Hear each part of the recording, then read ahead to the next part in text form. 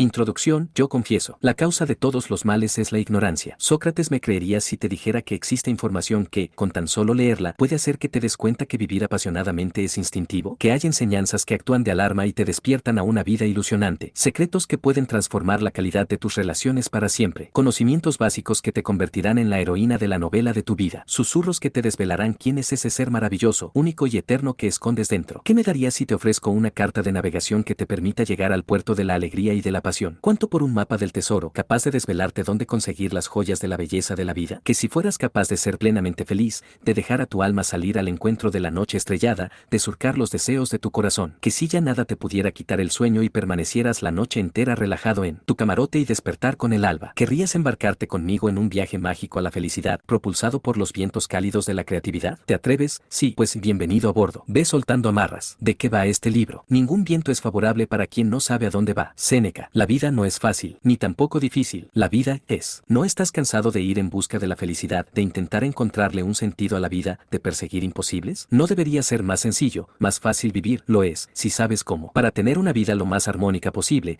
es necesario saber de antemano una serie de nociones, ser realmente consciente de ellas y aplicarlas en la vida diaria. Estos conocimientos básicos de vida nos deberían haber llegado a través de una óptima educación, bien familiar, bien académica, pero a veces, una no cuestionada tradición cultural o una educación en el colegio más orientada en conseguir aptitudes cognitivas que habilidades emocionales, sociales u orientaciones de vida, hacen que no nos lleguen en toda su plenitud. Lo que ocasiona que, la mayoría de las veces, nos encontremos sin recursos ni un buen mapa de navegación que nos permita poder capear bien las crisis, no naufragar con ellas y llegar a buen puerto. Tras una serie de temporales que la vida nos va trayendo, la concienciación que se nos despierta es obvia y un buen día amanecemos diciéndonos asombrados, no sé navegar. Es este un punto de inflexión importante, el darse cuenta de que en plena madurez nos encontramos aún en pañales ante la realidad de la vida y, desde este momento, emerge la necesidad de querer saber más y mejor para no volver a ahogarnos en un mar de lágrimas y cuando nos inunda una pregunta determinante en nuestra vida. ¿Qué ha fallado? El problema es lo que no sabemos que no sabemos. Daniel Kahneman. Esta pregunta es tan sencilla como transformadora. Este libro se basa en la creencia de que no es lo que conoces lo que puede herirte, sino lo que no conoces, lo que se denomina incompetencia inconsciente. Yo no sé que no sé. Tratar de descubrir aquello que no conocemos, pero deberíamos conocer sobre nuestra situación personal vital, porque la razón última de muchos fracasos consiste en algo que no sabíamos que no sabíamos. He constatado que enseñanzas inadecuadas y el desconocimiento de estrategias básicas llevan a cometer ciertos errores y a reincidir en ellos. Si reflexionamos, si nos formamos, aprendemos y cuestionamos aquellos conocimientos o tradiciones heredados que no son tan útiles ni ciertos como pensábamos y debatimos con los demás aspectos que creíamos indiscutibles y, en definitiva, cuestionamos lo aprendido y adquirimos conocimiento, reduciremos las posibilidades de equivocarnos, y eso en la vida es importante porque solemos cometer errores frecuentemente y, lo que es peor, recaemos en ellos si no somos capaces de entender que falla. Claro que sería ideal no equivocarse nunca, pero analizar los errores más importantes cometidos, reconciliarlos y aprender a evitarlos o no repetirlos, es, dando un poco de rodeo, también muy práctico. Tengo la convicción de que revisar las enseñanzas recibidas y lo que sabemos puede contribuir en gran medida a erradicar la infelicidad que nos procuramos sin saberlo. No es que no encontremos la felicidad que buscamos, es más sencillo, nos producimos infelicidad sin ser conscientes de ello. Y, así, me he dado cuenta que, eliminando ideas erróneas, cogiendo buenos hábitos, potenciando los talentos personales y aprendiendo a saborear la vida, es decir,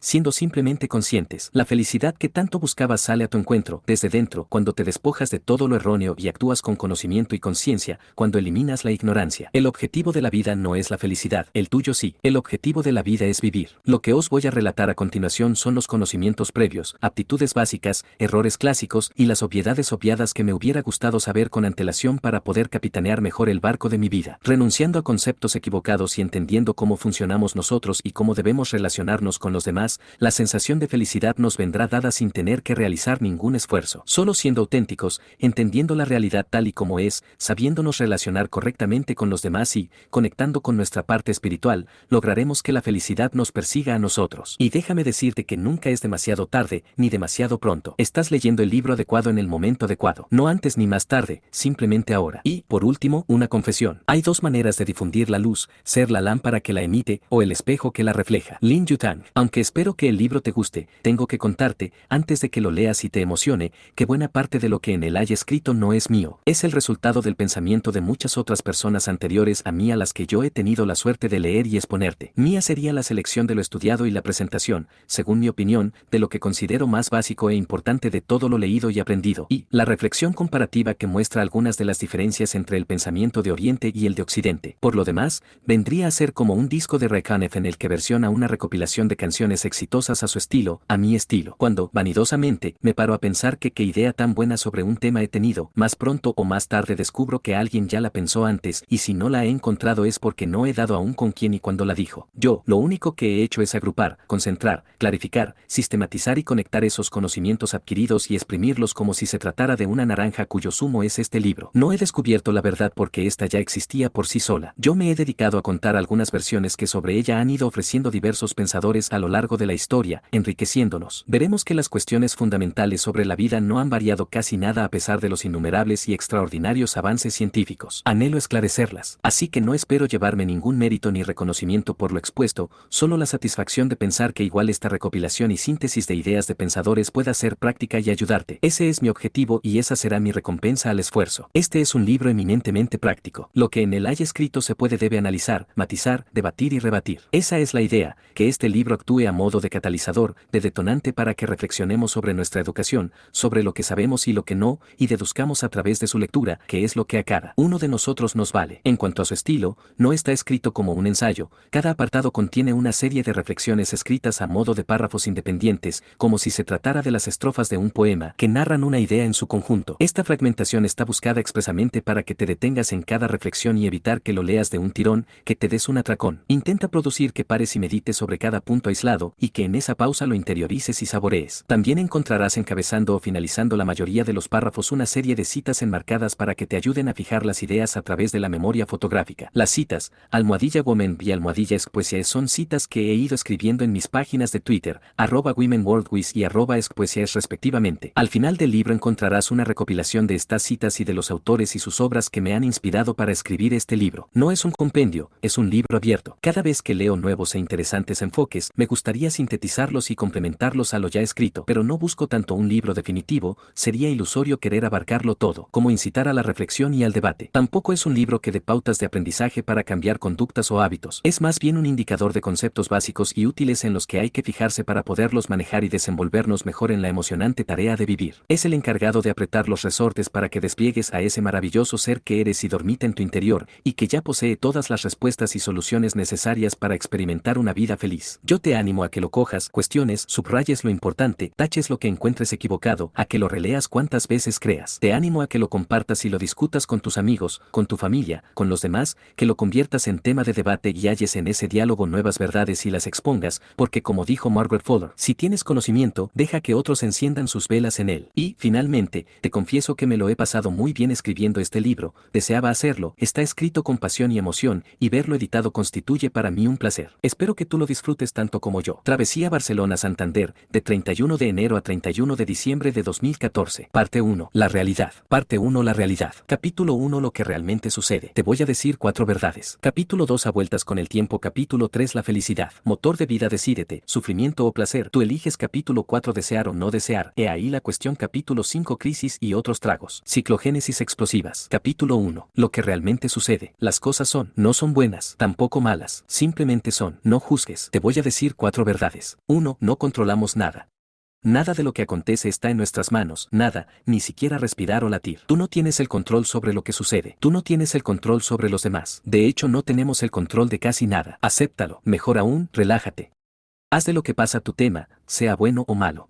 Las cosas son y nos esforzamos en clasificarlas en buenas o malas, amigas o enemigas, afines o contrarias, de nuestro grupo o del otro. Esta necesidad binaria de clasificar todo lo que sucede y a las personas en conmigo o contra mí, nos lleva a un callejón sin salida, a un empobrecimiento de matices, a afinidades que no lo son tanto y a contrarios que, bien mirados, tampoco lo son realmente. Una vez hecha la clasificación, no aceptamos dinamismos, nos cuesta mucho desclasificar a esta persona, hecho o cosa, y moverla al grupo opuesto. Nos cuesta sabernos equivocados y cambiar de parecer. Nosotros mismos nos limitamos el terreno de juego, nos encorsetamos en unos márgenes inamovibles para unos sucesos o relaciones que en realidad son dinámicos. Consecuencia, no casan. Una vez más nos han enseñado a juzgar, a opinar, a criticar sin decirnos que a todo aquello a lo que uno se resiste persiste y permanece a nuestro lado hasta que lo aceptamos y hemos aprendido lo que venía a enseñarnos. controlarnos. Luego se diluye y desaparece, sin esfuerzo, al mismo tiempo que cede nuestra resistencia. Te das cuenta de la energía inútil que gastas cuando no aceptas lo inevitable, lo que ya ha pasado o está pasando sin que tú puedas hacer nada. Si logramos hacer de lo que pasa nuestro tema, sacar, si no partido, al menos un aprendizaje, nos resultaría más fácil, o mejor dicho, menos difícil. Y las cosas sucederían igual. Sí, el pesimista se queja del viento, el optimista espera que cambie, el realista ajusta las velas. George Ward. 2. La vida no es justa. La vida no es justa. La vida es. Ni los padres que tenemos, ni el orden entre hermanos, ni siquiera el género, la genética o el fenotipo son justos. No lo son, porque la justicia es un término pensado por los hombres que no existe en la naturaleza. Es como el concepto de frontera o patria, una entelequia. Intentaré crear una comunidad de hombres y mujeres que ignoren los límites geográficos. Solo tendré un país y ese país incluirá a toda la raza humana. R. Tagore. No solo la familia, sino la época en la que nacimos, el país, el estatus social, económico, todo nos viene dado, nos guste o no, sin poder escoger. Es imposible ponerse completamente en la piel del otro. Imposible. No hay dos personas iguales ni dos situaciones similares. Por lo tanto, opinar, juzgar sobre ello,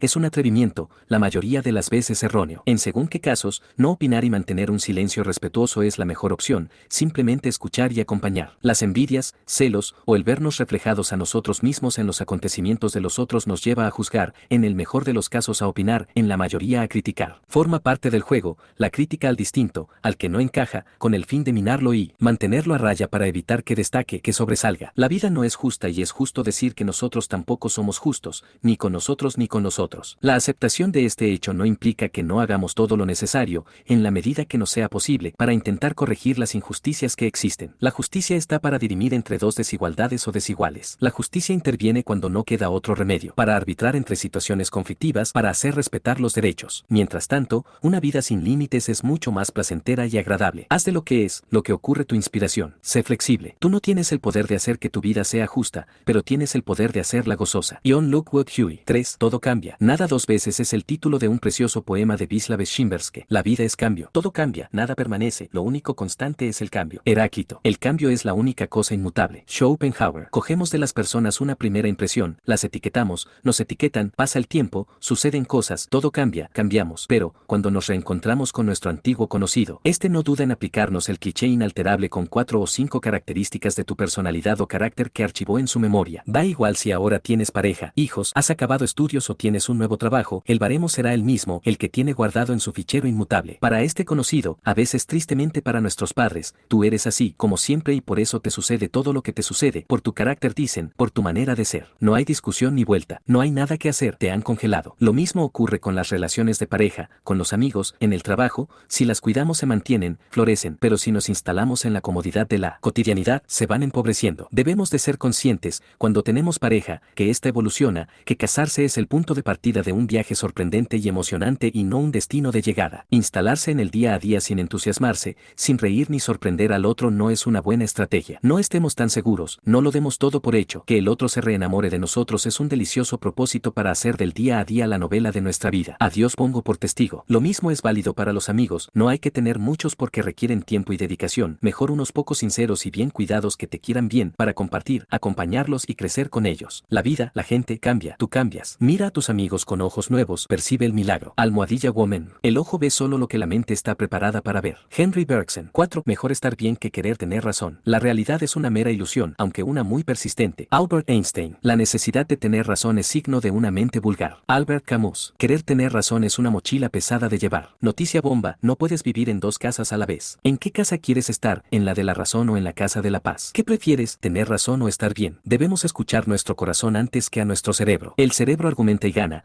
pero a veces nuestro corazón se lamenta de la victoria obtenida. Aquel que se cree en posesión de la verdad, además de arrogante, es un ignorante. Cuando creemos saber la verdad, lo más probable es que no estemos siendo objetivos. Pocas cosas y hechos tienen una sola lectura, la realidad es un prisma que da lugar a múltiples interpretaciones, casi tantas como personas la describen. Esto es lo que se denomina error cognitivo fundamental. No somos conscientes de que constantemente estamos interpretando la realidad, lo que ocurre y que hay muchas otras maneras de poder interpretarla. Lo que vemos, lo que oímos y la memoria involucran al conocimiento y no somos conscientes de ello. Ello hace que nos resulte muy difícil ponernos en el lugar del otro o ver las cosas desde la perspectiva de los demás. Cuando nos relacionamos con el entorno, existe lo que se denomina 1. Efecto expectativa o sesgo de confirmación. Todo lo que percibimos queda modulado por nuestras expectativas. Vemos y registramos las cosas como esperamos verlas, y a su vez, no vemos y dejamos en un segundo plano los matices de lo que no tenemos tenemos interés, por lo que quedan escondidos. 2. El realismo directo o ingenuo es una teoría de la mente enraizada en una teoría de la percepción que afirma que los sentidos nos proporcionan la conciencia directa del mundo externo en una relación uno a uno. El punto de vista del realismo directo es que nosotros percibimos los objetos tal cual son y que los percibimos correctamente, y se opone al realismo indirecto que promulga que nuestra experiencia consciente no es el mundo real sino una representación interna del mundo. La realidad es lo que es, solo que nosotros no somos capaces de verla tal cual es. Y es importante darnos cuenta de que tenemos esta limitación. Así, la realidad puede ser entendida de muchas maneras, tantas como personas la interpreten. Estamos intentando crear algo que sea razonablemente predictivo y nos permita tomar decisiones correctas y actuar en el mundo. El mundo no es como nosotros creemos verlo. No hay colores en el mundo. El color es algo que nosotros aportamos al procesamiento de la información que recibimos. Lo que denominamos realidad es nuestra manera de responder y construir lo que percibimos. Y eso nos puede traer problemas, principalmente cuando otras personas interpretan este mismo mundo según sus historias, sus sentidos, sus necesidades, sus sesgos, sus objetivos, sus experiencias. En cierto sentido, lo que decimos es siempre verdad, porque es tal y como nosotros lo percibimos. Dicho esto, querer tener razón es,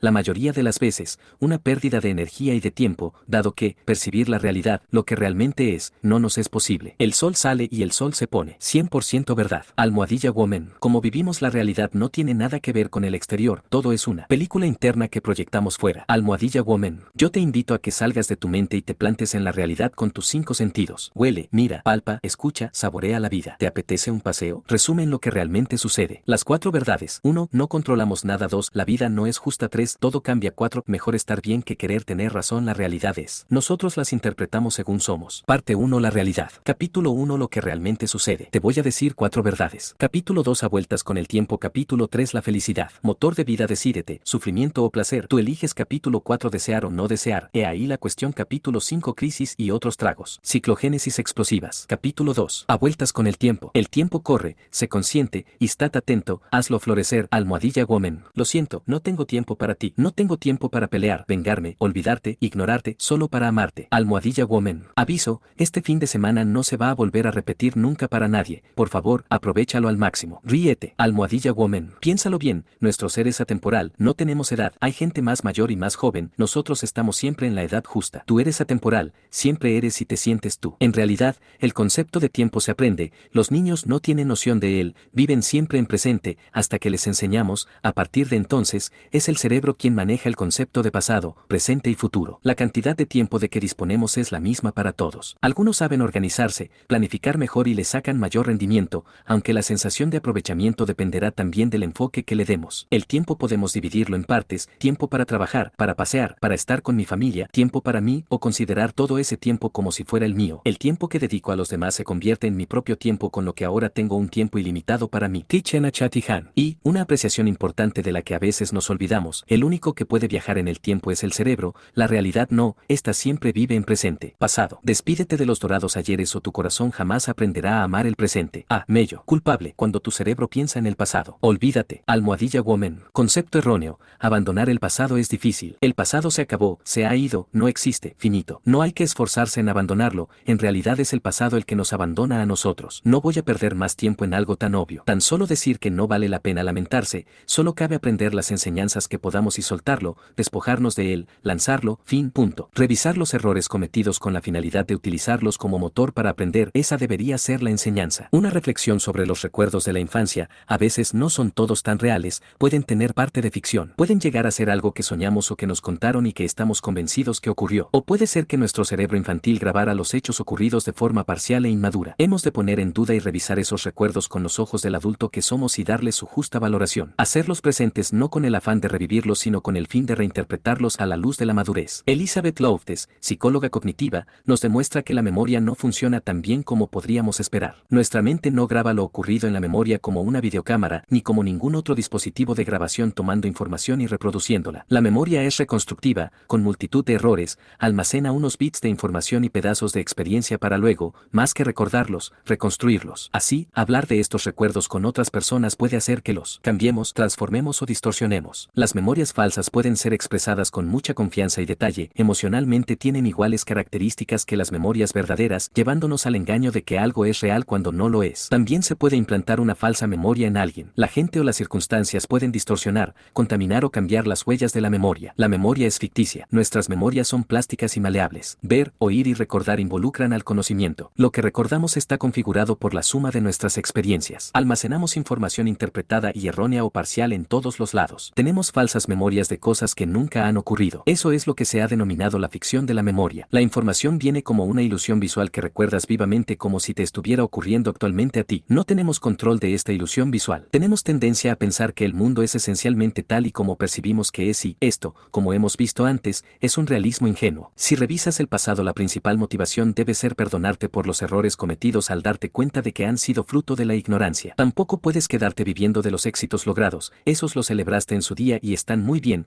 sirven de retroalimentación positiva, pero hay que seguir moviéndose apoyados en ellos, utilizándolos a modo de palanca impulsora para la consecución de nuevos fines. Ayer pasó el pasado con su historia sembrando de fracasos tu memoria. Mario Benedetti. Aunque pases de página, no has cerrado aún el libro. Fernando Beltrán. Futuro. Si no te importa, de este tema me ocuparé mañana, carita con guiño. Te llaman por venir porque no vienes nunca. Ángel González. Noticia bomba. La mayoría de las cosas que nos preocupan o tememos muchas veces no llegan a ocurrir y, si ocurren, no son tan terribles como imaginábamos. La noticia mala es que liberamos los mismos factores de estrés que si hubieran ocurrido de verdad. Tenemos además un sesgo cognitivo denominado sesgo de impacto, que es nuestra tendencia a sobreestimar nuestra reacción emocional a los acontecimientos futuros, sobrevalorando la duración e intensidad de los futuros estados emocionales, tanto si son debidos a hechos buenos o malos. Así, mostramos una cierta dificultad para predecir lo que nos hará felices en un futuro. Nuestro cerebro está dotado de una especie de sistema psicológico autoinmune que hace que aquellos hechos que a priori nos parecerían tremendos de vivir e imposibles de superar,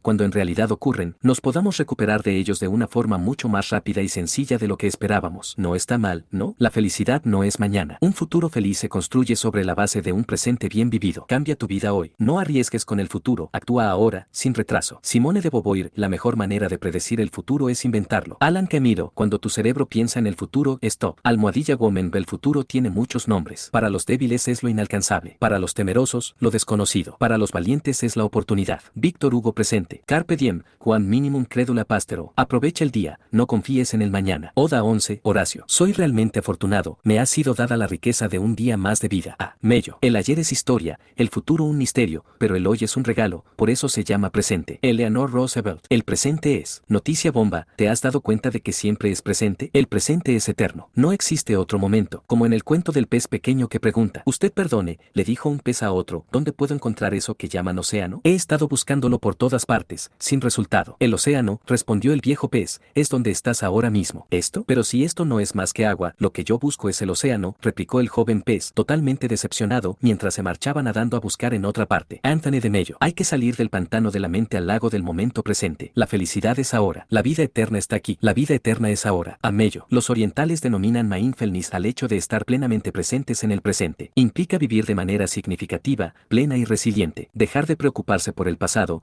dejar de anticiparse al futuro, estar en el momento presente para no perdernos lo que está ocurriendo y desarrollando ahora mismo frente a nuestros ojos. Es una toma de conciencia con la realidad que emerge a través de prestar atención expresamente al presente, momento a momento. Se puede cultivar y practicar con la intención de llegar a domar a nuestra errática mente. Debemos aprender a enfocar nuestra atención en el tiempo presente mediante las técnicas basadas en el mindfulness que nos permitirán reprogramar nuestras vías neurales de comunicación, establecer nuevos caminos neuronales más eficaces y vivir en el presente de manera consciente. Si aprendemos a concentrarnos en una idea, en lo esencial, nuestra mente se calmará, será más eficaz y ahorraremos tiempo. Richie Davidson Ph.D., que ha estudiado mediante resonancia magnética funcional, fMRI, el cerebro de los monjes budistas, ha visto que ejercitar la práctica del mindfulness modifica al cerebro de tal manera que altera su estructura y funcionamiento, haciendo que trabaje de una manera más sana, menos estresada. Estas investigaciones muestran sus numerosos beneficios, como un incremento en la capacidad de concentración y claridad de pensamiento, aumento de la calma,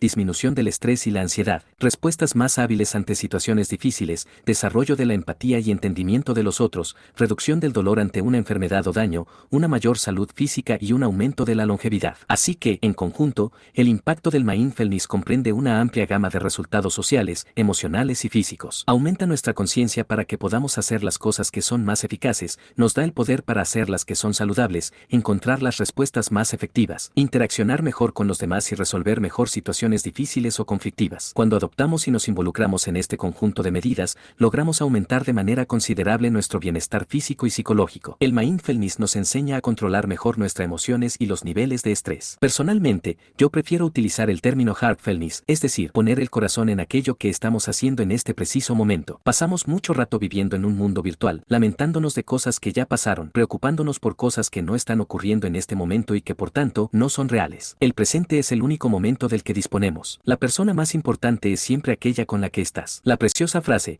vive como si fueras a morir mañana, aprende como si el mundo fuera a durar para siempre, de Mahatma Gandhi, me atrevería a versionarla así, vive como si la persona con la que estás se fuera a morir mañana. Si nos diéramos cuenta y fuéramos conscientes de esa posibilidad, escucharíamos mucho más con el corazón a quien tenemos enfrente, y nos abriríamos a esta persona con todo nuestro amor, para poder aprovechar plenamente cada uno de los segundos que nos restan. ¿Cuál es el verdadero tesoro en esta vida que no sabemos ver? El tiempo. Solo tener tiempo nos permitirá realizar aquello que deseamos y estamos destinados a hacer. Nos empeñamos en dar un valor monetario a las cosas cuando, en realidad, deberíamos tasarlas teniendo en cuenta cuántas horas de vida empleamos en obtener el dinero necesario para adquirirlas. El tiempo es escaso, no se puede comprar. Si se pudiera comprar, la persona que lo vendiera sería la más rica de la tierra. Tampoco podemos volver a ser jóvenes, por tanto, debemos ser conscientes de su importancia para sacarle el mejor rendimiento posible. Es pues realmente importante que aprendamos a disfrutar bien del presente y el mindfulness nos ayuda a ello. Es muy cansado estar en un sitio en un momento determinado y nuestra mente en otro lugar lamentándose por el pasado o preocupándose por el futuro. Esta disociación temporoespacial entre nuestro cuerpo y nuestra mente consume nuestra energía. Así el mindfulness es la herramienta que nos ayuda a fusionarlos. No se trata de hacer un esfuerzo para estar en el momento presente, eso también requeriría una energía agotadora y acabaríamos exhaustos. Se trata más bien de darnos cuenta, de ver dónde estaba nuestra mente, sin juzgarnos, y traerla suavemente al momento presente para poder descansar un rato de tanto pensamiento improductivo y errante. Así el mindfulness sería el camino que nos conduciría a la piscina del momento presente a donde llevamos a nuestro cuerpo y a nuestra mente a nadar y descansar. Un spa consistiría en aprender a cómo dejarnos a nosotros mismos reposar en el momento presente y entender que permitirnos eso está bien. Lo que está pasando justo ahora está bien porque es lo que nos está ocurriendo. Puede que no nos sintamos felices en esta situación, no tiene por qué gustarnos, pero es lo que sucede y estamos presentes. No podemos pretender estar felices todo el rato, ni siquiera estar de acuerdo con lo que acontece, pero ¿qué tal si solo estuviéramos presentes, sin resistirnos, podríamos sentirnos en paz a pesar de ello? Sea lo que está ocurriendo en este preciso momento, podríamos vivirlo con benevolencia, nada nos lo impide, podríamos sostener nuestra tristeza, nuestro enfado, con amabilidad y cierta curiosidad por lo que se está desarrollando, sin negarnos las emociones que nos despierta, simplemente interesándonos por la experiencia y por lo que sentimos al estar vivos e inmersos en esa situación. Cualquier cosa que sienta me lo permito, está bien, no trato de intentar estar contenta y alegre todo el tiempo y especialmente cuando me pasa algo triste y no deseado, simplemente lo tolero con la mayor bondad y el mejor estado de ánimo posible. Haz de lo que es tu interés. Engánchate a la vida es ahora. Eso es todo. Eso es lo que hay. Mindfulness, cuando tu cerebro vive en el presente. Engánchate. Almohadilla Woman, por si no lo saben, de eso está hecha la vida, solo de momentos. No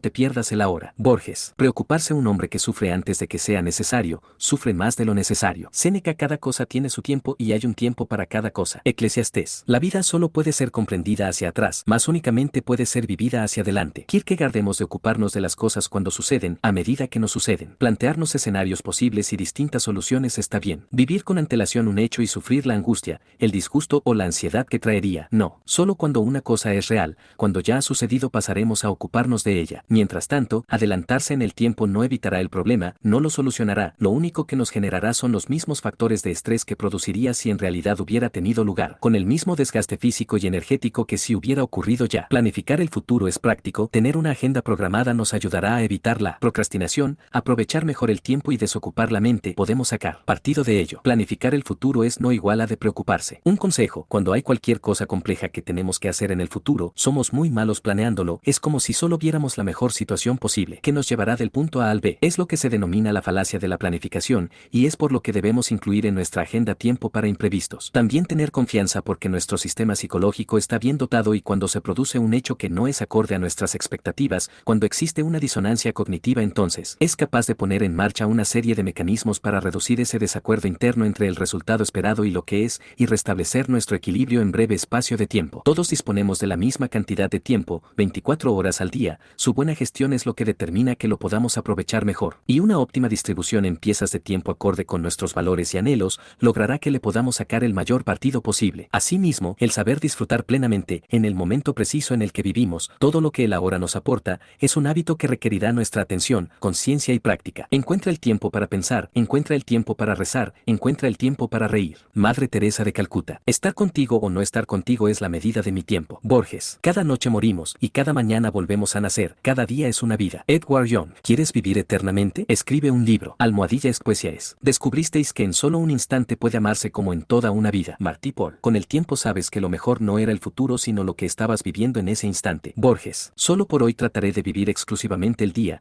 sin querer resolver el problema de mi vida todo de una vez. Juan 23. Ahora es el tiempo oportuno. Ahora es el momento. James Joyce. Ayer dijiste mañana. Ahora. Yo te invito a que salgas de tu mente y vivas ahora en el ahora. ¿Tienes hora? Resumen a vueltas con el tiempo. El cerebro es el único que puede viajar a través del tiempo, la realidad no, esta siempre vive en presente. Pasado, el pasado se acabó, se ha ido, no existe, finito. Despídete de él, mejor aún, abandónalo. Futuro, si no te importa, de este tema me ocuparé mañana. Carita con guiño. Presente, el presente es eterno. No existe otro momento, siempre es presente. El presente es. El mindfulness es el camino que nos conduce a la piscina del momento presente a donde llevamos a nuestro cuerpo y a nuestra mente a nadar y descansar. Un spa. Dao Mindfulness al Heartfulness. El mayor tesoro es el tiempo. Aprende a gestionarlo en piezas de tiempo acorde con tus valores y anhelos. Parte 1. La realidad. Capítulo 1. Lo que realmente sucede. Te voy a decir 4 verdades. Capítulo 2. A vueltas con el tiempo. Capítulo 3. La felicidad. Motor de vida. Decídete. Sufrimiento o placer. Tú eliges. Capítulo 4. Desear o no desear. He ahí la cuestión. Capítulo 5. Crisis y otros tragos. Ciclogénesis explosivas. Capítulo 3. La felicidad. Muchos buscan la felicidad como otros buscan su gorra, la llevan puesta y no se dan cuenta. Nikolaus Lenau. Habría que convencer a las personas de la felicidad que ignoran, incluso cuando la poseen. Barón de Montesquieu. Deberíamos tratar de ser felices aunque solo fuera para dar ejemplo. Jack Prevert. La vida es un sueño, hazlo realidad. La vida es felicidad, merécela. Madre Teresa de Calcuta. Apenas una persona entre mil es capaz de saborear la felicidad de los demás. Henry Fielding. Desde Aristóteles, la felicidad es el fin último que nos proponemos por naturaleza. De forma inevitable todos deseamos ser felices. En psicología existe una idea que se llama el punto crítico de la felicidad, que postula que la gente básicamente tiene un continuum de felicidad, una línea basal de felicidad con la que ha nacido y que no se puede variar mucho. Es un poco como ocurre con el peso. Algunas personas son delgadas constitucionalmente y otras no. Sonja Lyubomirsky, en su libro La ciencia de la felicidad, desmonta en parte esta idea y refiere que tan solo un 50% de las diferencias entre los niveles de felicidad de las personas viene determinado genéticamente. Pero lo que es muy llamativo es que las circunstancias de la vida solo contribuyen en un 10% a nuestra felicidad, y que el 40% restante de nuestra felicidad depende de nuestras actividades deliberadas de todos los días. Y, lo más importante, que conseguir este 40% de felicidad está bajo nuestro control supeditado a lo que hacemos y pensamos en nuestra vida cotidiana. En su libro nos aporta las claves que sus estudios científicos han demostrado como precursoras de este incremento de la felicidad. Esto es una noticia sensacional porque quiere decir que, si examinamos y aprendemos qué cosas y maneras de pensar nos podrían hacer más felices, seremos capaces de aumentar nuestra felicidad. La friolera de un 40% no está nada mal, ¿verdad? Daniel Kahneman nos muestra en sus estudios que en realidad no dominamos ni somos conscientes de lo que nos hace realmente felices. Existe un punto de aumento de la felicidad ante un acontecimiento positivo y su efecto es poco duradero, volviendo al cabo de poco tiempo a nuestra media personal de felicidad por EJ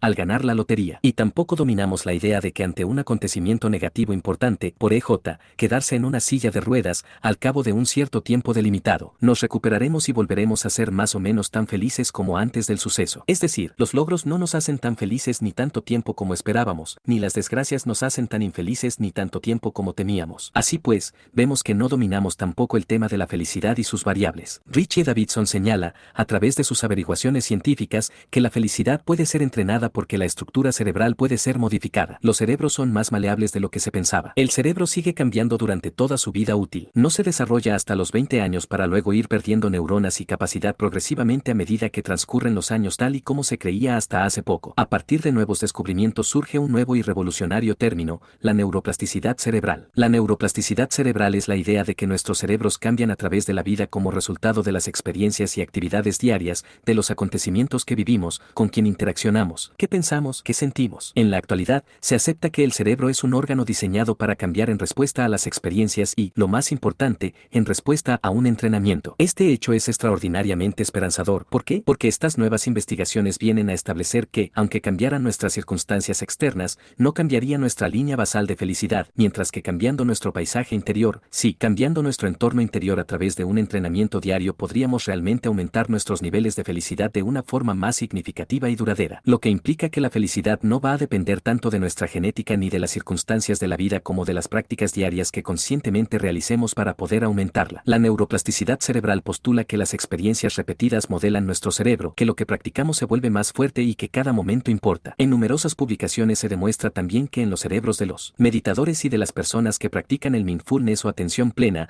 el córtex cerebral de las áreas correspondientes a la atención, inteligencia emocional y compasión, muestra un mayor grosor y que este grosor se encuentra en relación directa con el tiempo dedicado a esta práctica. Los investigadores han encontrado cambios similares en el cerebelo, el cual ha sido vinculado con la regulación de las emociones. Estos cambios cerebrales sugieren que la meditación y el mindfulness mejoran nuestra habilidad para regular nuestras emociones, controlar nuestros niveles de estrés y de sentir empatía por los demás. Es también muy interesante remarcar que no solo la meditación es capaz de producir estos cambios. Algunos estudios revelan que el cerebro de la gente que hace ejercicio aeróbico puede experimentar cambios similares. Estas investigaciones dan como resultado que pequeños cambios importan, de tal manera que en nuestras manos está la posibilidad de producir efectos positivos en nuestro cerebro y sobre todo en nuestro bienestar sin la necesidad de realizar esfuerzos extraordinarios. Es realmente muy prometedor que nuestra prosperidad pueda depender de nosotros mismos. Tenemos una especie de autopistas de comportamientos por las que viajamos automáticamente. Cuando queremos cambiar un hábito, deberemos hacer un esfuerzo para salir de ellas y empezar a transitar de modo consciente, con propósito y esfuerzo por un nuevo e incipiente camino que iremos trazando a medida que lo vayamos repitiendo hasta que se convierta en una vía neuronal importante y ya podamos transitar por ella con mucha más facilidad y, con la práctica, la acabemos activando utilizando de manera automática. Se considera que, para cambiar de manera consciente y a propósito,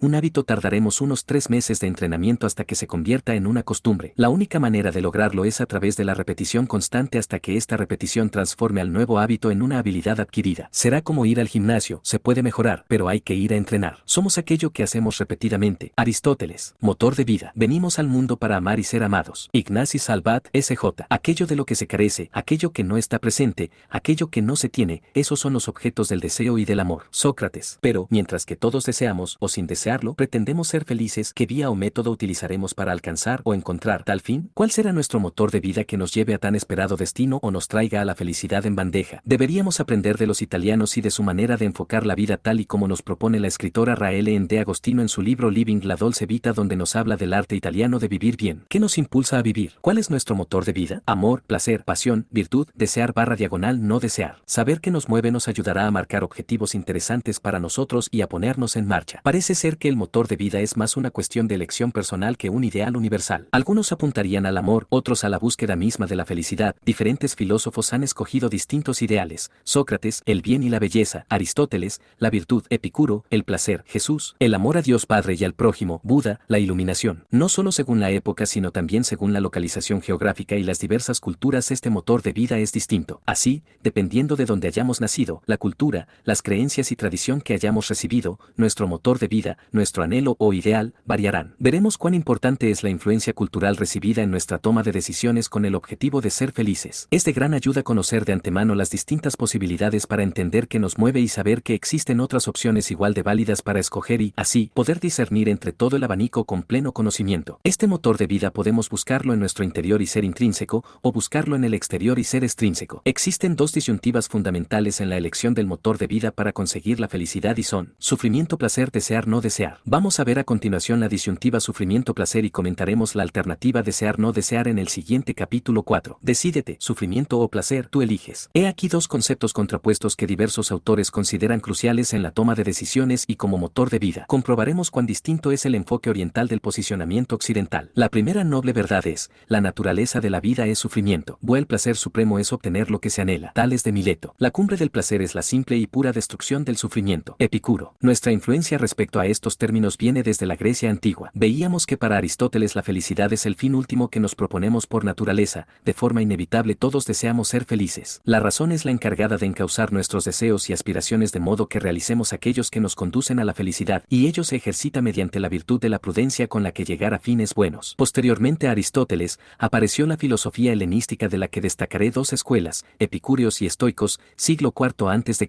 Ambas escuelas ven la necesidad de proponer nuevos valores morales que permitan a los individuos vivir de la mejor manera posible aunque mediante enfoques distintos. Para Epicuro, hedonista, hedoné, placer, el placer es el principio y el fin de la vida feliz, y el motor de vida es el deseo. Todos los seres vivos buscan el placer y huyen del dolor, y así, la felicidad se basa en las elecciones de nuestra vida que permitan lograr el máximo placer y el mínimo dolor. Para Epicuro la felicidad consistía en: 1. La búsqueda de placer, en vivir en continuo placer. 2. La ataraxia, ausencia de dolor en el cuerpo y de la turbación en el alma. De este placer, partimos para la toma de decisiones. El placer es el criterio de elección o rechazo de algo, dado que tendemos hacia lo que nos produce placer, mientras que rehuimos de lo que nos causa dolor. Sentir placer en la proporción justa porque, entre la disyuntiva instintiva, consecución de placer, evitación de dolor. Epicuro valoraba como placer fundamental la tranquilidad del alma y la ausencia de dolor. Epicuro ha sido parcialmente malinterpretado. Voy a aclarar algunos puntos importantes respecto a su búsqueda de placer y la evitación del dolor. Búsqueda de placer. La razón es la encargada de calcular qué placeres son más intensos y duraderos, y qué decisiones producen menos consecuencias dolorosas. Es de sabios escoger los placeres tomando en cuenta lo que podrían acarrear en el futuro. Es decir que, si un placer momentáneo trae mayores sufrimientos en un futuro, lo más sensato es evitarlo. Los placeres que suponen una estimulación sensorial solo serán legítimos si al cesar reportan la satisfacción de haber gozado, la tranquilidad de sentirnos satisfechos una vez que se han acabado. Así, habrá que renunciar a placeres intensos o extremos si su cese nos produce mayor dolor que el gozo que sentíamos mientras los experimentábamos. Tampoco todo placer es conveniente y recomendable porque depende de los esfuerzos que haya que hacer para lograr ese placer. El esfuerzo ha de ser menor que el placer logrado, o bien, ha de valer la pena el esfuerzo por el placer que al final obtenemos. No sacrificar por el placer de hoy la obtención de una vida plena y satisfactoria mañana, la cual es la opción prioritaria. Evitación del dolor. La cumbre del placer es la destrucción del dolor. Todo dolor es un mal y debería evitarse, pero, si un sufrimiento momentáneo trae consigo un placer mayor en el futuro, bien vale la pena padecerlo. Así, no todo dolor debe siempre evitarse, aunque dependa de uno. Si, al eludir un sufrimiento,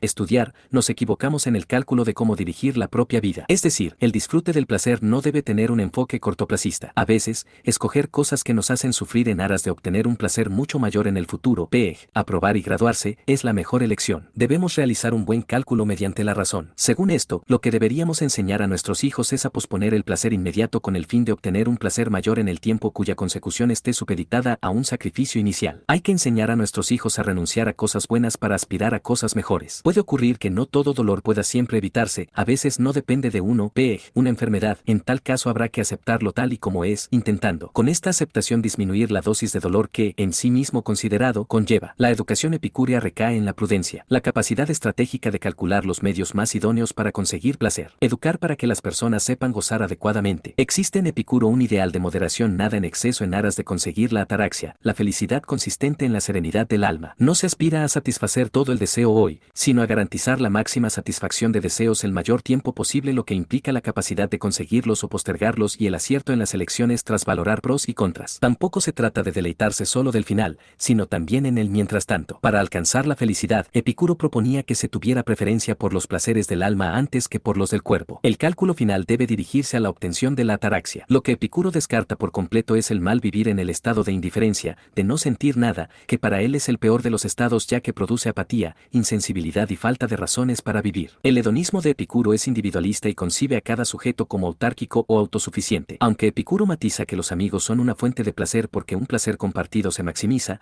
la obtención de placer no depende de los demás. La persona es un ser con autonomía emocional que solo depende de sí mismo para conseguir placer y una vida feliz. ¿Qué consecuencias puede tener para nosotros? 1. Cuando nos damos cuenta de que nos produce sufrimiento y que placer, tomamos las decisiones oportunas para evitar al primero y alcanzar al segundo. A diferencia de lo que creemos pensar, resulta que nuestro comportamiento se ve dirigido por reacciones instintivas y no tanto por razonamientos intelectuales. 2. Existen vivencias que nos anclan un hecho a una emoción negativa y ello hace que tendamos a rehuir de encontrarnos en situaciones similares. Otras, nos anclan a una emoción positiva y tenderemos a repetirlas. Y a base de evitarlas o repetirlas creamos patrones neuronales estables que configurarán nuestro modo de pensar y actuar y, por tanto, nuestro comportamiento. 3. Hemos de saber que estamos más programados para evitar el dolor que para obtener el placer. Tendremos que estar muy pendientes de que la evitación del sufrimiento y la satisfacción inmediata a corto plazo, tener hambre y comer dulces, no nos impidan alcanzar un logro y placer mayor a largo plazo, estar en forma. ¿Cómo lo conseguiremos? 4. Condicionándonos a nosotros mismos, lo que Tony Robbins denomina condicionamiento básico neuroasociativo, NAC. Como nuestro cerebro no distingue entre realidad y pensamiento, podremos utilizar este mismo binomio placer-sufrimiento para intentar cambiar un hábito en el modo que nosotros queremos, como vinculando un sentimiento negativo al hábito que queramos cambiar, comer comida no saludable igual a fatiga, disminución de salud, mala apariencia física, y darle un sentimiento positivo al que queramos reforzar incluso si este nos cuesta, hacer ejercicio igual a sentirnos bien, estar en forma y resultar más atractivos. Con este sistema podremos llegar incluso a sentir adicción por esfuerzos que antes no deseábamos realizar, como ir al gimnasio, y acabar vinculando el esfuerzo de las pesas con el placer de ver cómo se va transformando nuestro cuerpo. Hemos de ser conscientes de este modo de funcionar, de este condicionamiento básico neuroasociativo, si queremos mantener el control de nuestras decisiones en nuestras manos. Analizar los pasos que vamos a tomar teniendo en cuenta que intentamos evitar o que alcanzar. Entender que muchas de nuestras acciones se basan en la vinculación de sensaciones agradables con comportamientos específicos. Creíamos que en la toma de decisiones intervenía sería predominantemente la razón, pero en realidad es un proceso mucho más instintivo y emocional asentado en la búsqueda de placer y la ausencia de dolor según las experiencias previas que hayamos vivido. Los epicúreos tienen una actitud vital optimista. Querer vivir implica esforzarse en lo que depende de uno, que es saber lo que se desea, desear lo que se puede lograr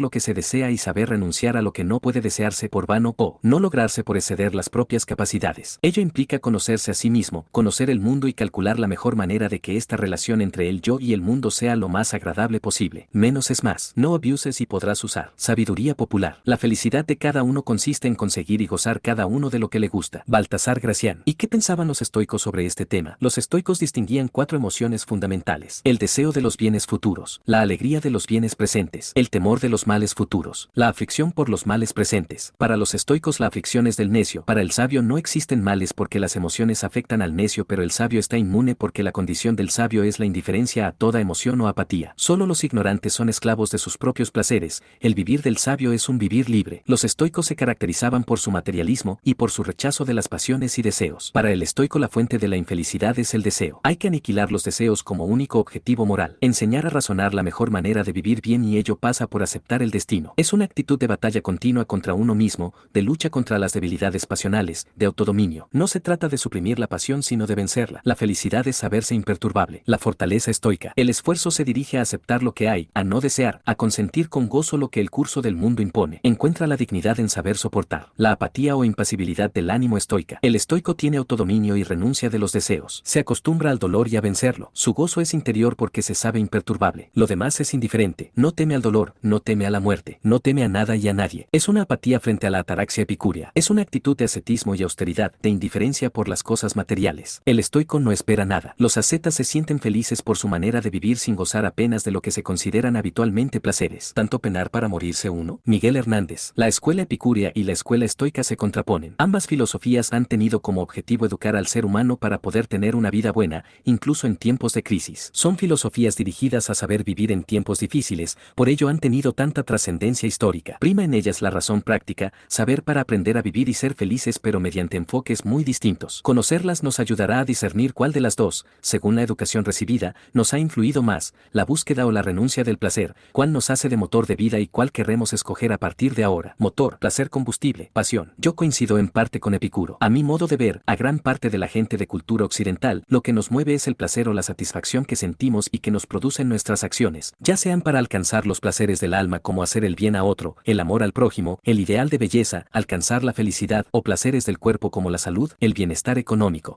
Deseo esencial bien por aquello de lo que se carece, aquello que no está presente, aquello que no se tiene y se anhela, bien por aquello o aquel ideal de creatividad, propio o por un ser más elevado, con que o con quien aspiramos a ser uno, Dios, el universo, un alma libre. Es muy importante el ideal que adoptemos en la vida, pues constituirá la idea motriz que saca energías dormidas y nos hará sumamente creativos. Constituye una gran conversión intelectual sustituir el ideal de dominio al que nuestra sociedad nos aboca por el ideal de unidad al que nuestro ser estaría llamado. El combustible de ese motor de vida que es el placer sería la pasión. Pasión por las cosas que hacemos, por lo que aprendemos, por la gente a la que queremos. Sin pasión no hay placer. Y también coincido con Aristóteles, más centrado en la plenitud que en el placer, en la autorrealización, la búsqueda de la excelencia en uno mismo y como catalizador para promover la excelencia en los demás con una finalidad social, con valores supraindividuales. ¿Por qué acudir a la filosofía? La filosofía es el conocimiento que tiene que proporcionar la felicidad a la vida. Debe ser un saber práctico en la medida que tiene que procurar al individuo una disposición anímica favorable para su vida cotidiana. Esto es lo que la convierte en un tipo de terapia espiritual. Filósofo no es solo aquel que busca la sabiduría para la vida, sino aquel que sabe vivir de acuerdo con su saber, el que realiza en su propia vida la manera ejemplar de vivir. La filosofía es una actitud personal. Todo el conocimiento debe orientarse hacia la finalidad suprema del ser humano, la felicidad. Algunas personas ven las cosas como son y se preguntan por qué. Otros sueñan cosas que nunca fueron y se preguntan por qué no. Bernard Shaw. Muere lentamente quien evita una pasión y su remolino de emociones. Pablo Neruda. Si la pasión no pasara alguna vez por las almas, ¿qué valdría la vida? Jacinto Benavente. Resumen: motor de vida. ¿Cuál es tu motor de vida? Tu anhelo, tu ideal. Es una elección personal y trascendental. Te da impulso para vivir, marcar los objetivos y moverte hacia tu mejor vida, tu mejor yo. Puede ser intrínseco o extrínseco. Amor, bien, belleza, deseo, bienestar económico. Te mueve la virtud, la excelencia, la autorrealización, la finalidad social. Aristóteles te mueve el placer o la evitación del dolor. Epicuro te mueve la indiferencia emocional, el ascetismo, la austeridad. Estoicos filósofo es el que utiliza el saber para ser feliz en la vida. La felicidad es el fin último que nos proponemos por naturaleza. Parte 1. La realidad. Capítulo 1. Lo que realmente sucede. Te voy a decir 4 verdades. Capítulo 2. a vueltas con el tiempo. Capítulo 3. La felicidad. Motor de vida. Decídete, sufrimiento o placer. Tú eliges. Capítulo 4. Desear o no desear. He ahí la cuestión. Capítulo 5. Crisis y otros tragos. Ciclogénesis explosivas. Capítulo 4. Desear o no desear. Desear o no desear. He ahí la cuestión. La esencia del hombre es el deseo. Berek Spinoza. La segunda noble verdad es, el origen del sufrimiento es el deseo.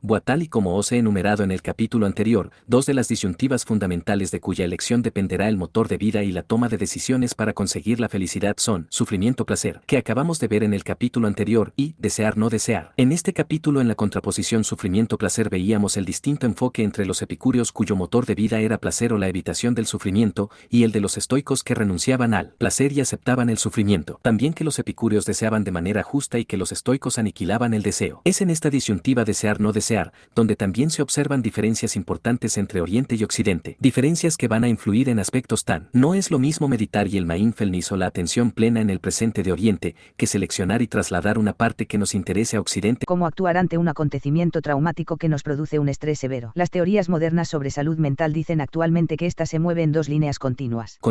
1. La línea del estrés. 2. La línea de la calidad de vida y el bienestar. Nuestra salud mental se mueve en estas dos líneas o dimensiones distintas, a la vez, simultáneamente. Así, puede ocurrir que haya gente que estando sometida a un estrés importante, disfrute a su vez de una buena calidad de vida, bienestar y satisfacción personal. No es incompatible. Y, basándose en este esquema, se ha comprobado que la mejor manera de comportarse ante el estrés no es resistirse a él ni intentar minimizarlo o ignorarlo, lo mejor es aceptarlo y, mientras tanto, enfocarnos en aquellos aspectos de nuestra vida que nos produzcan satisfacción y bienestar. Lo que debemos saber es que hay dos dimensiones en la salud mental que están en planos distintos y que ante un estrés agudo, lo mejor es darse cuenta, aceptarlo sin resistirse y volcarse o focalizarse en pensamientos, actitudes y acciones que nos permitan aumentar nuestro grado de bienestar. Hemos de estar prevenidos porque las emociones negativas tienden a restringir nuestra atención hacia el problema, a focalizarnos, con la finalidad inicial de solucionarlo, pero tienen el peligro de que nos encierran en él y determinan conductas no adecuadas producidas por el estrés que actúan retroalimentando el problema. Debemos abrirnos y desviar nuestra atención hacia el plano del bienestar para liberarnos del estrés y poder escoger un comportamiento más adecuado y efectivo. Ante estos avatares que nos van sucediendo, muchas veces inevitables, existe una respuesta posible que hace que la mala experiencia se canalice a favor nuestro. Me refiero al crecimiento postraumático. Antes de hablar del crecimiento postraumático, vamos a distinguir entre el crecimiento postraumático y la resiliencia, dos conceptos que están relacionados, pero que no son sinónimos. El crecimiento postraumático se define como la capacidad de recuperarse tras un evento estresante, adverso, traumático. La resiliencia es la habilidad de esforzarse y progresar en la vida. La resiliencia hace referencia a la propia capacidad tanto para recuperarse después de un evento estresante, adverso, que podría implicar un evento traumático, pero también trata de cómo prosperar y optimizar la vida. La resiliencia no exige que en la actualidad tengamos que estar recuperándonos de algún trauma, sino que hace referencia a que, independientemente de si estamos experimentando estrés, podemos hacer cosas para optimizar nuestro bienestar. La resiliencia engloba pues al concepto de crecimiento postraumático. Tras un acontecimiento estresante caben tres tipos básicos de respuestas. 1. Algunas personas no logran encontrar las herramientas necesarias para superarlo. Estás peor. 2. Un segundo grupo logra recuperar el estado anímico anterior al suceso. Hablaríamos aquí de conformidad o tolerancia a la adversidad. Han superado el estrés, que suele ser de grado intermedio, pero no han aprovechado esta crisis para crecer. Estás igual. 3. El tercer grupo es el que realiza un crecimiento postraumático. Supera la situación estresante, que suele ser de grado alto, pero además añaden un cambio cualitativo en el carácter, en la percepción de la vida y en el orden en la escala de valores. Se enganchan a la vida de una manera más plena, con más sentido y mayor grado de disfrute. Estás distinto, estás mejor. Las personas que hemos vivido una experiencia traumática y pertenecemos al grupo 3, disfrutamos una vez superada esta, de ciertos privilegios,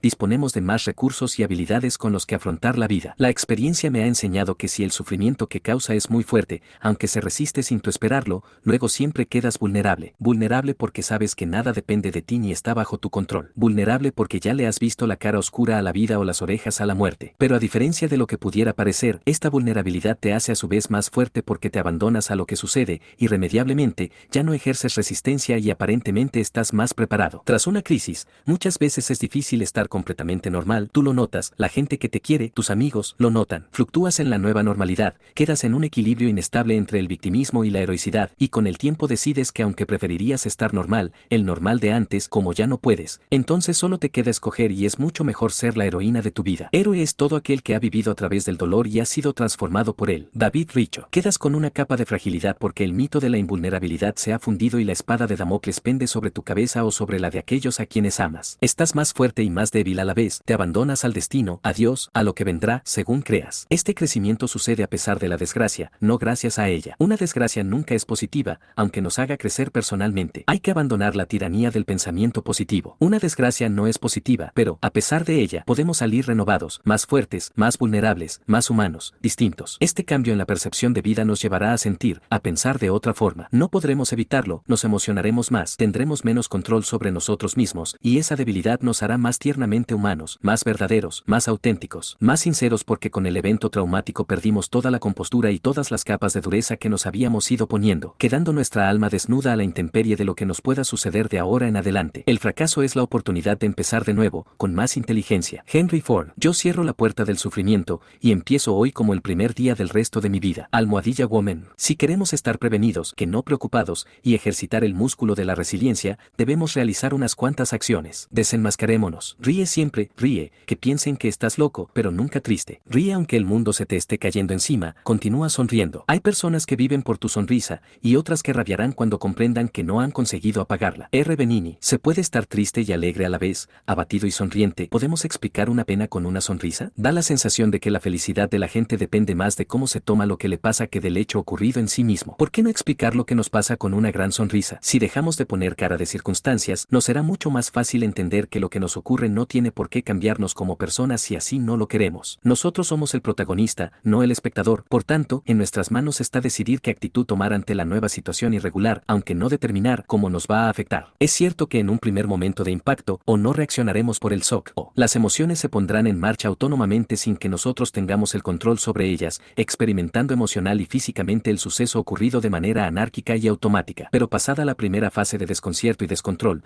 podemos recuperar la autonomía emocional y el control mental y obligarnos a reaccionar de la manera más positiva o menos negativa posible. Intentar tener una disposición de búsqueda de soluciones, de dejarse aconsejar y acompañar. Movilizar los recursos personales que hemos ido practicando y sociales que hemos ido cultivando, en previsión de una situación de emergencia, y utilizarlos. Sacar al escenario a ese ser que no se rinde, que lucha, que se defiende, que se levanta tras caerse y se afianza. Ese ser maleable que va tomando forma según las circunstancias lo van modelando. Ese ser que somos que se crece cuando la adversidad le golpea con dureza el alma. Hay un indicador que a mí me parece muy fidedigno como señal de que hemos dejado atrás la crisis y se da cuando volvemos a sonreír. Si somos capaces de sonreír y lo hacemos sinceramente, probablemente ya tenemos otra vez un pie en el lado de la vida. Sonreír interna y externamente debería ser motivo de entrenamiento diario. Cuando sonreímos no solo nos sentimos bien sino que además hacemos la vida agradable a los demás. El cerebro, en nuestro equipo. Deberíamos coger el hábito de desautomatizar nuestras conductas aprendidas y escoger, elegir cómo nos vamos a tomar un hecho inevitable. No está estipulado que tengamos que hundirnos en la miseria, no tenemos por qué. ¿Para qué luchar contra este hecho si es inevitable? Debemos plantearnos en que nos iba a beneficiar esa actitud, probablemente nos ayudaría poco y nos restaría energía. En este punto es donde debemos acudir a nuestra mente para redirigir nuestros pensamientos e intentar suavizar las emociones y sentimientos que nos ha creado un hecho traumático. Obligarnos a pensar distinto, a entrenar a nuestro cerebro para que juegue en nuestro equipo, a nuestro favor y no en nuestra contra. Y eso, amigos míos, eso es un hábito y se consigue con la práctica. Si queremos que el cerebro en plena tormenta reme hacia puerto en la nave de la vida, debemos entrenarlo a conciencia. Hemos de salir a remar cada día. Hemos de escoger qué actitudes, modos de pensar, diagramas de pensamiento, practicamos para mantenerlo en forma y tenerlo domado a nuestro servicio. No debemos, no podemos, luchar contra nuestro pensamiento en momentos de crisis, hay que haber enseñado al cerebro antes. Debemos recuperar el control voluntario de nuestros pensamientos lo más pronto posible para que estos retroalimenten positivamente a nuestros sentimientos y emociones haciendo que respondamos adecuadamente y no que reaccionemos sin control. En este tipo de situaciones es prudente también no tomar grandes decisiones hasta que no recuperemos el control de nuestro ser, para evitar equivocaciones no deseadas y amplificar el daño. Ser libre significa poder llegar a pensar como queremos, libres de esos pensamientos que minan nuestra autoestima y confianza. Para ser libres, debemos aprender a conquistarnos a nosotros mismos primero. Batería recargable. Para eso hay que tener la batería energética cargada, así en los periodos de tiempo en los que nos suceden cosas buenas o no nos sucede nada malo, hemos de recargar las pilas para que en los momentos de malas noticias, nos pille con la mayor energía posible. Lo primero sería hacernos conscientes de que no nos sucede nada malo, desarrollar esa sensibilidad de percepción y mostrar agradecimiento por ello, a Dios, a los que queremos, a nosotros mismos, a quien consideremos. Disfrutar de los momentos placenteros que la vida nos ofrece, compartirlos, saborearlos. Lo segundo sería poner en marcha las actividades que nos nutren, buscar esos ratos de ocio personal o compartido que nos apartan de la rutina diaria y nos transportan a un nivel superior, o aprender a disfrutar de la cotidianidad, de los gestos y situaciones de cada día. Al acostarnos al terminar el día, repasar los buenos buenos momentos y sentir profundo agradecimiento por estar todos en casa de vuelta, sanos y salvos. Deberíamos aprender a celebrar todos los días, que en cada día encontráramos un hecho para alabar o que cada día fuera un recordatorio de algún acontecimiento o aniversario y ensalzarlo. Celebrar la vida, premiarnos, nos ayuda a recargar la batería. Deberíamos reírnos más y potenciar el sentido del humor. Tener humor constituye uno de los rasgos de carácter que podemos aprender más útiles para no sufrir tanto en esta vida. Reír libera tensión y ayuda a segregar endorfinas, dándonos una sensación placentera que disminuye el estrés. Un amigo que te haga reír en plena crisis es una gran suerte, un regalo. También podemos ver comedias, leer libros de humor y, a su vez, hemos de restringir los tristes y pesimistas en épocas de cambio. Estilos de vida terapéuticos TLCS. Es fundamental elegir en estos momentos estilos de vida saludables, lo que el profesor Roger Wallace denomina estilos de vida terapéuticos, Therapeutic Lifestyle Choices TLCS, que nutran nuestra mente y nuestro cuerpo. Si nutrimos nuestra mente, estamos fundamentalmente cuidando a nuestro cuerpo y viceversa. Estos estilos de vida saludables están basados en esta conexión cuerpo-flecha hacia la derecha y la izquierda mente que se retroalimenta. Si con las decisiones que tomamos promovemos una mente sana, conseguiremos tener un cuerpo también más sano y, si físicamente nos cuidamos, hacemos ejercicio, comemos de forma saludable, dormimos bien, facilitaremos la recuperación de la salud de nuestra mente. El círculo de la felicidad y la salud. La gente feliz está más sana y la gente más sana es más feliz. Almohadilla Woman. De entre las elecciones de estilos de vida saludables, las tres fundamentales se consideran una nutrición saludable, una buena higiene del sueño y la práctica regular de ejercicio. Nada nuevo, ¿verdad? Pero no solo basta saberlo, hemos de hacernos conscientes de ello y ponerlo en práctica, sobre todo en los momentos de crisis. ¿Un consejo para resolver tu problema? Busca una zona libre de estrés y échate una siesta. Almohadilla Woman. El sueño es la mejor meditación. Dalai Lama. En un segundo lugar, como elecciones de estilos de vida terapéuticos, deberíamos pasar tiempo en la naturaleza, programarnos espacios para el ocio, para disfrutar de actividades recreativas solos o con los demás, y tiempo para relajarnos. Y recalco algo muy importante, que hay que apuntarlas en nuestra agenda como si de una visita al médico se tratara, porque lo que no está planificado no se materializa en la realidad. Etiquetar y englobar estas actividades en el apartado tiempo no negociable TNN y prescribirnoslas asignándoles un horario concreto y cumplirlas sin excepción. Si así lo hacemos, lograremos estar lo mejor posible desde un punto de vista cognitivo, emocional y físico. ¿Te quieres encontrar bien? Sal al aire libre. Los ratos de ocio son la mejor de todas las adquisiciones. Sócrates. La buena noticia es que la elección de estos estilos de vida saludables que nos ayudarán a superar una crisis están bajo nuestro control, son baratos, fácilmente disponibles y asequibles. A por ellos. Los que nos quieren. Aquellos que nos quieren son una pieza indispensable en lograr nuestra recuperación y resiliencia. En situación de emergencia, al estar sobrepasados, nos equivocamos y no nos dejamos ayudar. Compañía, intendencia, brownies de chocolate, todo es bienvenido. La gente quiere ayudar, se siente bien si puede hacer algo, por niño que. Sí, cuando alguien a quien quieren tiene un problema. No confundamos no molestar con dejarnos ayudar. La mejor manera es aceptar la ayuda que nos ofrecen porque esa es la que ellos se ven capaces de realizar mejor, llevarse a los niños, invitarnos a pasear o cafetear, llamarnos. Cualquier cosa es una muestra de cariño y retroalimenta la percepción de afecto, amistad, ausencia de soledad y utilidad que en estas situaciones se requieren. Es cierto que también hay que protegerse en estas situaciones de aquellos que equivocadamente quieren erigirse en el centro de atención y se ofenden si no han sido avisados en el orden que les correspondía según su escala de importancia en nuestra vida. La naturaleza humana es compleja. En estas situaciones,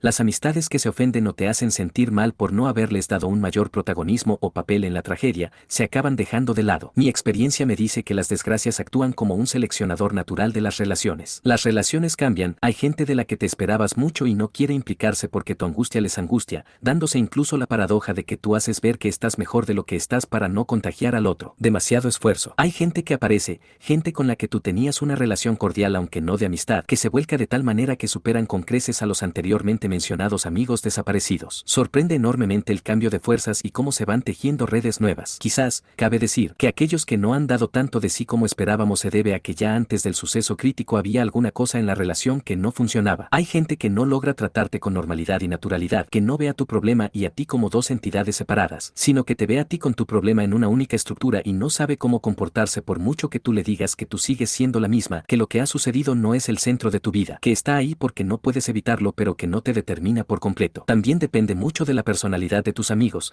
Hay algunos que son buenos para intendencia, otros que son ayudadores sociales, otros que no se atreven a venir y molestar, a los que les gusta hacerte reír, los que tratan el tema en profundidad. Se diría que cada persona hace lo mejor que puede y no es momento de juzgar sino de aceptar y agradecer profundamente lo que cada uno puede aportar. Caer, llorar, sufrir es aceptable, pero nunca, nunca abandones. Porque yo te quiero. Almohadilla Woman. No puedes evitar los problemas, pero sí puedes intentar solucionarlos. Ponte a ello o pide ayuda y consejo a quien te los pueda prestar adecuadamente. Los profesionales profesionales. Si lo que ha ocurrido sobrepasa nuestro umbral de resistencia, si nos sentimos sobrepasados, si no logramos reaccionar movilizando nuestros recursos, ni con la ayuda social, entonces hay que dejarse ayudar por un profesional experto en el tema. Un profesional entendido en este tipo de situaciones, con experiencia, será como una cuerda lanzada desde el barco a la que poderse agarrar, nos dará las herramientas para que, con nuestro esfuerzo, salgamos del agua. Una escucha atenta y respetuosa es impagable porque, como hemos visto anteriormente, si quieres normalizar tu vida y las relaciones, no puedes quemar a los que te quieren y no saben cómo ayudarte con tu ansiedad, angustia y preocupación. Cuando pasas por un suceso traumático, el terapeuta normalmente te aconseja escribir un diario porque así logras dar concreción a tus miedos, a tus angustias y tristezas, dejando de estar en una nebulosa amenazante, a definirse concretamente en varias frases. Escribir te obliga a hilar un discurso y a ordenar tus pensamientos. Además tiene la ventaja de que, una vez escritos, uno se siente más liberado, como si los hubiera echado al cuaderno,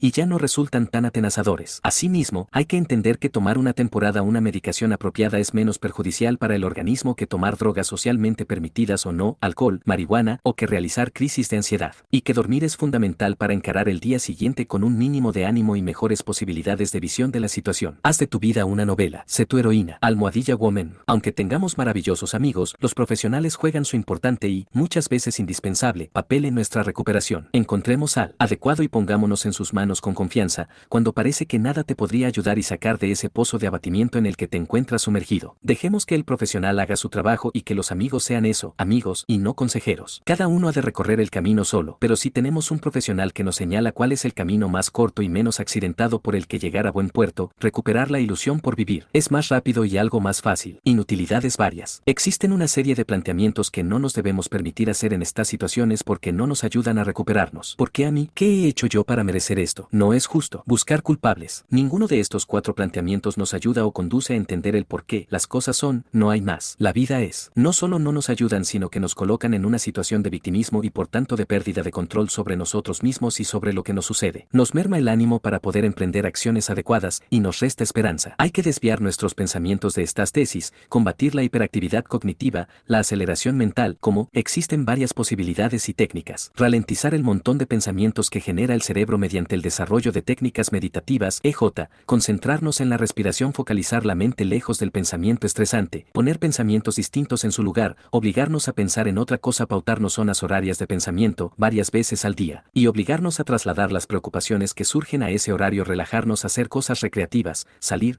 distraernos con gente, aunque no nos apetezca, o mejor dicho, justo porque no nos apetece comer bien, tomar alimentos como el chocolate o el plátano que contienen triptófano, el cual estimula la liberación de serotonina, que es un neurotransmisor clave para generar las sensaciones de felicidad y de bienestar, cuidar el cuerpo, hacer deporte, descansar, dormir.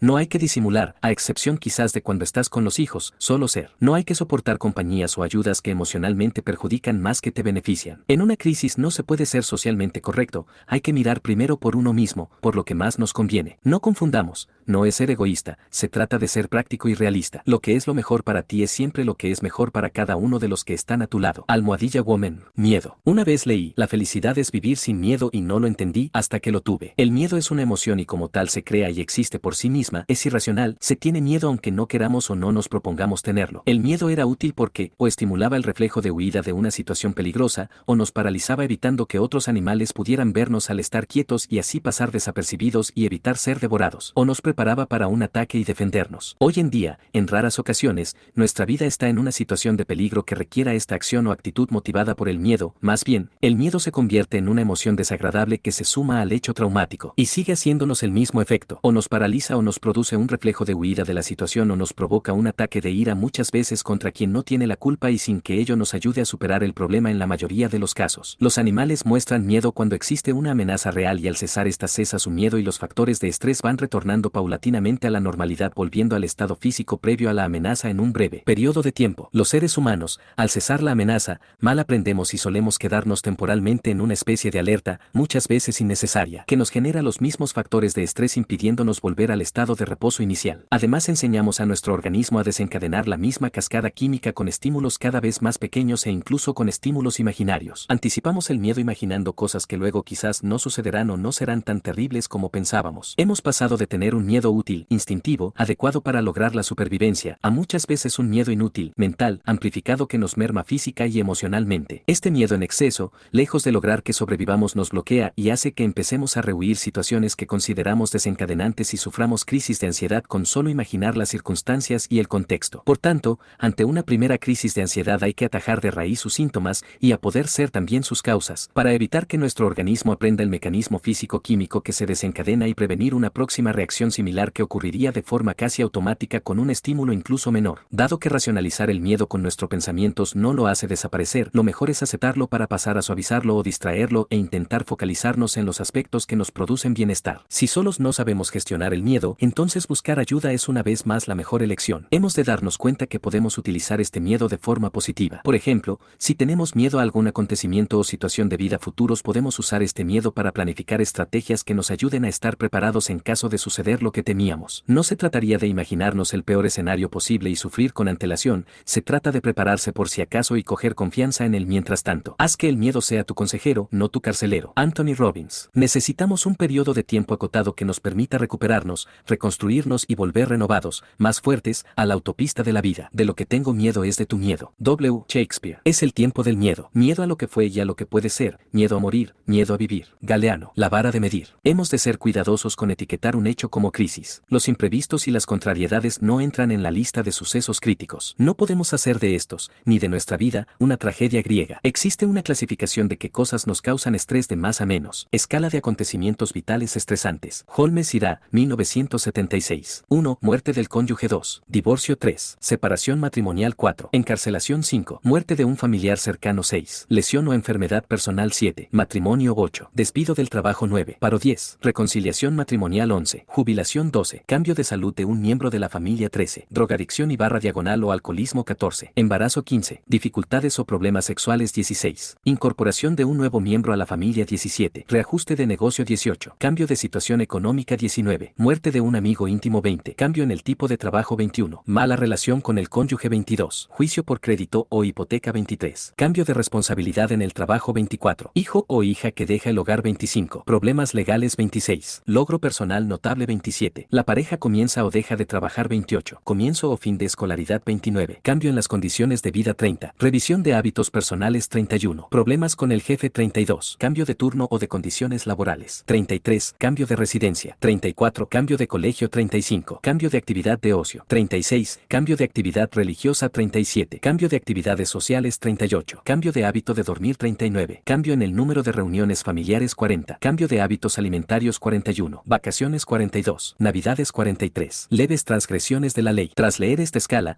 nos damos cuenta que situaciones de vida aparentemente felices también son productoras de estrés. Casarse, tener un hijo, las navidades. Pero aunque nos producen estrés, se trata de un estrés por un evento positivo. Tienes un problema, sal a recibirlo, enfréntate, afróntalo. La manera más fácil de escapar de un problema es solucionándolo. Al final, la manera como afrontamos y resolvemos un problema acaba siendo una confrontación con nosotros mismos. Los hechos y acontecimientos que nos ocurren actúan a modo de descubridores de nuestra interioridad. Sé que no es fácil, pero también sé que nadie más puede hacerlo por nosotros. Y que, a veces, de nuestro equilibrio emocional depende el de nuestros hijos y andar disimulando no es fácil si no hay un mínimo de ánimo disponible almacenado. Debemos ser proactivos, no reactivos. A veces no podremos evitar una crisis, pero siempre está en nuestra mano convertir una situación desfavorable en una oportunidad de aprendizaje. Excepto morirse, los demás problemas tienen solución, y si uno se muere, la verdad es que el problema ya no importa. El peor de los males, la muerte, no significa nada para nosotros, porque mientras vivimos no existe, y cuando está presente nosotros no existimos. Epicuro. Aprende a nacer desde el dolor y a ser más grande que el más grande de los obstáculos. Pablo Neruda. Si tienes que enterrar algo, que sean tus miedos. Almohadilla Woman. La desgracia termina por amainar. Los vientos no siempre soplan con igual fuerza. Eurípides. Por muy larga que sea la tormenta, el sol siempre vuelve a brillar entre las nubes. Khalil Gibran. Porque mi duro destino él también pasó mi puerta. Gabriela Mistral. Crisis. ¿Qué crisis? Supertramp. Resumen: crisis y otros tragos. Ciclogénesis explosivas. Crecimiento postraumático. Capacidad de recuperarse y crecer tras sufrir una adversidad. Resiliencia. Capacidad de recuperarse y crecer tras sufrir una adversidad y optimizar la vida. El cerebro, en nuestro equipo batería recargable, estilos de vida terapéuticos. Parte 2. Yo. Parte 2. Yo. Capítulo 6. Equipo básico de supervivencia. Capítulo 7. ¿Cómo somos? Capítulo 8. Despierta. Capítulo 6. Equipo básico de supervivencia. ¿Quién es el ser humano más maravilloso de la Tierra? Tú. Empezamos. Para moverte por el mundo necesitas ir equipado de una serie de herramientas personales básicas que te permitirán encararte de la manera más adecuada a las situaciones y a los que nos rodean. Estas herramientas son las 6 A's: autoconocimiento, autoestima, autenticidad, asertividad, autonomía emocional, autoempatía. 1. Autoconocimiento. Conócete a ti mismo y conocerás el universo y a los dioses. Aforismo griego inscrito en el templo de Apolo en Delfos. La mayor sabiduría que existe es conocerse a uno mismo. Galileo Galilei. El autoconocimiento es el final del sufrimiento. Hitu Krishnamurti. Quiérete, sé tú el primero. Potenciate, saca a relucir tus dones. Para ello es básico conocernos muy bien a nosotros mismos. Realizar y no huir de una mirada introspectiva y encontrarnos con nuestro yo no es fácil porque ello implica observar y aceptar nuestras carencias y defectos. Hemos de aceptarnos con nuestras cosas positivas y cosas negativas. Es un ejercicio básico que nos llevará toda la vida porque no es sencillo de realizar y porque las circunstancias personales y el tiempo nos van cambiando, moldeando, por lo que siempre estamos en movimiento, en constante cambio y no podremos quedarnos con una foto de nuestra manera de ser pues hoy ya no somos los que éramos ayer. Ser sincero con uno mismo y, a la vez, ser compasivo al ver nuestras limitaciones y defectos es parte del proceso. Perdonarnos. Solo cuando lo hagamos podremos manejarnos con prudencia y moderaremos nuestra crítica hacia los demás al sabernos tanto o más imperfectos. De hecho, cuando criticamos a alguien, normalmente estamos señalando en voz alta ese defecto de nuestra manera de ser que nos molesta. Para conocerse bien aparte de la introspección pueden realizarse algunos test de personalidad como por ejemplo el test MBTI, indicador de tipo Myers-Briggs, un enneagrama, y dejarse asesorar por expertos, psicólogos. Cuando encontremos cosas que no nos gustan deberemos usar esa insatisfacción como resorte para empezar una revolución personal, un cambio, una mejora. Congraciarnos con nosotros mismos es el primer paso para empezar de nuevo. También hemos de saber que todo lo que aprendimos de forma errónea se puede volver a aprender correctamente. Tomar los errores cometidos como consecuentes y secundarios a la falta de sabiduría, atribuirlos a la ignorancia, a no saber más y mejor. Es simple, tan solo se trata de sacar, de ser, la mejor versión de ti mismo, tu mejor yo, no otra persona. Y ahora que no tienes que ser perfecto, puedes ser bueno. John Steinbeck. 2. Autoestima. Ante todo, respétate a ti mismo. Pitágoras. Amarás al prójimo como a ti mismo. Jesús. Amarse a sí mismo es el comienzo de una aventura que dura toda la vida. Oscar Wilde. Es la capacidad de valorarse positivamente. Somos un ser único, singular, irrepetible, con unos dones o talentos que nadie más puede desarrollar y aportar a la sociedad. Saber valorarse y empezar por quererse uno mismo debería ser un aprendizaje natural a través del cariño, amor y valoración de nuestros progenitores. Si esta valoración no se ha producido o si, peor aún, la desvalorización ha sido la norma de nuestra infancia, entonces algo que debería dársenos de forma natural no se muestra. Ama al prójimo igual que uno se debe amar a sí mismo. Si uno no se quiere es imposible amar a los demás. La libertad que le damos al otro para colmar o no nuestras necesidades de relación es la que permitirá el encuentro. Una relación óptima requiere de dos personas con suficiente autoestima como para ser autónomas emocionalmente y que se amen por lo que son, por cómo ya son. Esa libertad de la que disponemos es la que nos relaciona sinceramente con el otro. De mayores será importante reflexionar sobre cómo está nuestra autoestima y hacernos conscientes de nuestra valía innata. Tengo tal encanto personal que todo el mundo me ama, solo que algunos no lo saben todavía. Almohadilla Woman. 3. Autenticidad. Ser leal a sí mismo es el único modo de llegar a ser leal a los demás. Vicente Aleixandre. Nos han educado para ser amables, para agradar, para acoplarnos a la sociedad, para comportarnos tal y como se espera de nosotros. Nos han enseñado a renunciar a nuestras necesidades para complacer a las de los demás. Recuperar un sano egoísmo será básico para reencontrarnos con nosotros mismos. Nos han educado a no expresar ni pedir nuestras necesidades, a tener la vana esperanza de que los demás ya las adivinarán porque nos quieren. Esta idea errónea daña muchas relaciones de pareja porque uno no expresa y el otro no le adivina. A creer que somos responsables en cierta medida del bienestar de los demás y viceversa, que el otro es responsable de nuestro bienestar. Con este fin, nos han corregido conductas y maneras de ser no acordes con lo establecido. Se nos ha ido moldeando para encajar en el patrón social que se nos ha dado y con ello hemos perdido naturalidad, espontaneidad, creatividad y personalidad. Hemos pasado de ser quienes realmente estábamos destinados a ser, a convertirnos en una buena persona estereotipada. Tú eres único, y el principal propósito de tu vida es despegar tus exclusivos talentos. No hemos aprendido a ser amados tal como somos, sino tal como los demás querrían que fuéramos. Así hacemos por complacer, para merecer, en vez de hacer para ser. ¿Me ama porque aparentemente somos iguales, porque finjo? Recupérate, intenta encontrarte, saber quién eras, búscate, reconócete, porque, en caso contrario, corres el riesgo de perderte para siempre y desaparecer. Cuando realicemos este proceso de bucear para sacar a relucir nuestra autenticidad es bueno que tengamos en cuenta que no somos puros, que desarrollamos múltiples personalidades según con quien estemos, amigos, familia, trabajo, debido a nuestra gran capacidad de adaptación y empatía hacia los demás. Según con quien estamos, nos comportamos. Todas son auténticas aunque un poco distintas, como las facetas de un diamante, seguimos siendo nosotros pero mostramos otro prisma. No somos iguales con todos. Y eso no significa que no seamos auténticos, simplemente que escogemos cómo mostrarnos según el entorno y las circunstancias. Esto lejos de ser una desventaja es recomendable. Que yo me contradigo, pues sí, me contradigo. Y que yo soy inmenso, contengo multitudes. Walt Whitman. No seas solo majo. Sé auténtico. Almohadilla Woman. Sé tú mismo, los demás puestos están ocupados. Oscar Wilde. El individuo ha luchado siempre para no ser absorbido por la tribu. Si lo intentas, a menudo estarás solo y a veces asustado. Pero ningún precio es demasiado alto por el privilegio de ser uno mismo. Nietzsche.